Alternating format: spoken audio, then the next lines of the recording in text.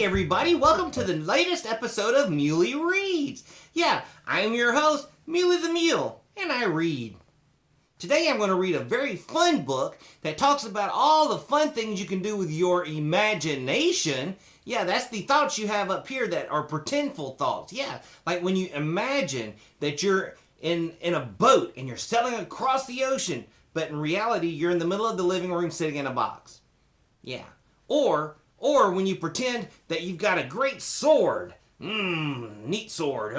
But all you have really is just a stick.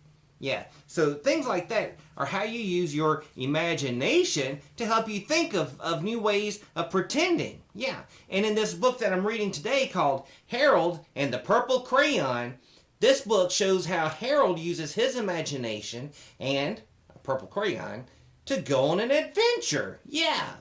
Let's look at this book together. You ready? Okay, let's read it. Harold and the Purple Crayon by Crockett Johnson, HarperCollins Publishers.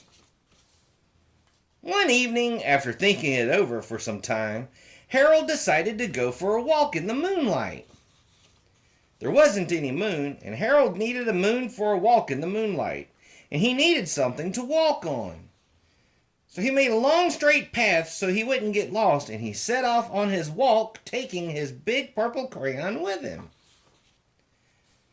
But he didn't seem to be getting anywhere on the long straight path, so he left the path for a shortcut across a field, and the moon went with him. The shortcut led right to where Harold thought a forest ought to be. He didn't want to get lost in the woods, so he made a very small forest with just one tree in it.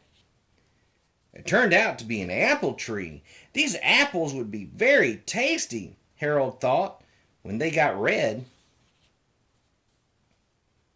So he put a frightening dragon under the tree to guard the apples.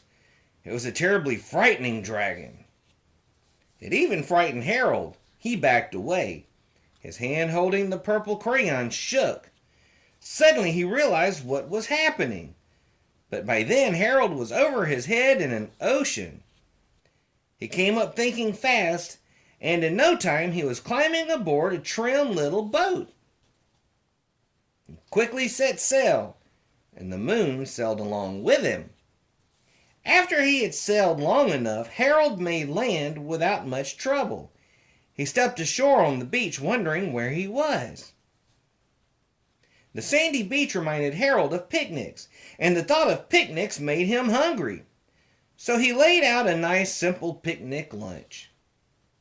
There was nothing but pie. But there were all 9 kinds of pie that Harold liked best. When Harold finished his picnic, there was quite a lot left. He hated to see so much delicious pie go to waste. So Harold left a very hungry moose and a deserving porcupine to finish it up. And off he went, looking for a hill to climb, to see where he was. Harold knew that the higher up he went, the farther he could see. So he decided to make the hill into a mountain. If he went high enough, he thought, he could see the window of his bedroom. He was tired, and he felt he ought to be getting to bed. He hoped he could see his bedroom window from the top of the mountain. But as he looked down over the other side, he slipped. There wasn't any other side of the mountain. He was falling in thin air.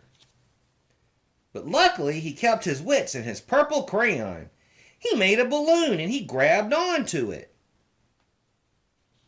And he made a basket under the balloon big enough to stand in. He had a fine view from the balloon, but he couldn't see his window. He couldn't even see a house. So he made a house with windows, and he landed the balloon on the grass in the front yard. None of the windows was his window. He tried to think where his window ought to be. So he made some more windows. He made a big building full of windows. He made lots of buildings full of windows. He made a whole city full of windows. But none of the windows was his window.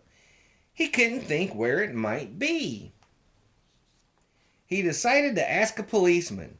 The policeman pointed the way Harold was going anyway, but Harold thanked him.